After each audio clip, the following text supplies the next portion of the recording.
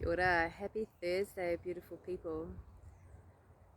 Today I want to talk a little bit about our relationships and what actually makes up our life. So I had this amazing coaching session with a client of mine.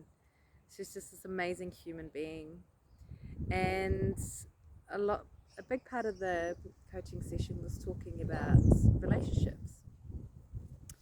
And I explained to her that, our life is made up of the people in it. If we think about our network and the people that we're in contact with on a daily basis, there is our close family and friends. There's our close family, the people that we live with. Then there's our friends. There's our work colleagues. There is all the people that we might share extracurricular activities with. There is the people from our local pub we might go to. There is the people in our sports clubs. There's people from our churches.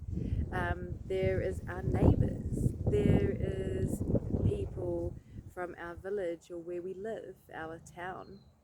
So our network, if we start really looking at it, of the people that are in our life, it's huge. Our life is people, essentially.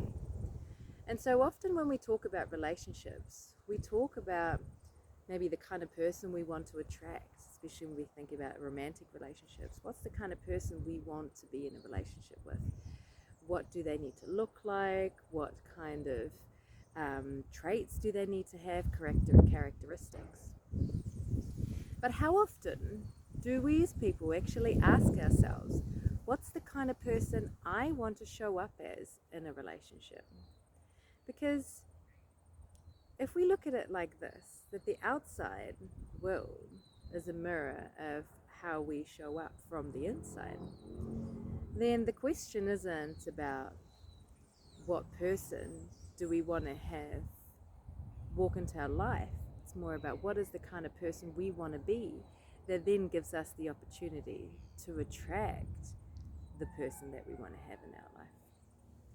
So I said this to my client today, and this was in the context of a romantic relationship.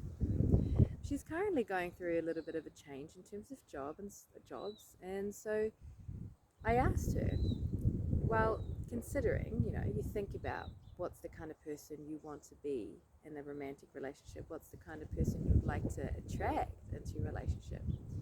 And if we transfer that onto your work relationship, what's the kind of person you want to be showing up at work? What are the characteristics you want to show? How do you want to feel? What do you want other people to say about you? Because if we get really clear on that, what kind of person do we want to be, or what kind of person do we want to show up as, then we're not so much governed by what we think we should do or what expectation we should reach. We learn to just truly show up as this person that we think or we want to be in this situation. So to give you an example, you might have a situation at work where someone's feeling really stressed or overwhelmed and they're really not coping. Do you want to show up in that moment as a compassionate colleague, as someone who's supporting your colleague through the situation, maybe helps them feel a little bit better, move through the emotions so they can actually deal with whatever's happening for them more powerfully? Or do you want to be someone who just completely ignores them? Or do you want to be someone who maybe involves another person that that can possibly help this colleague much better?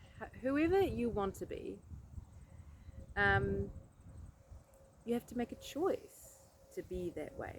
So in this case, for me personally, I would like to be that person that shows compassion and support for that person that is struggling.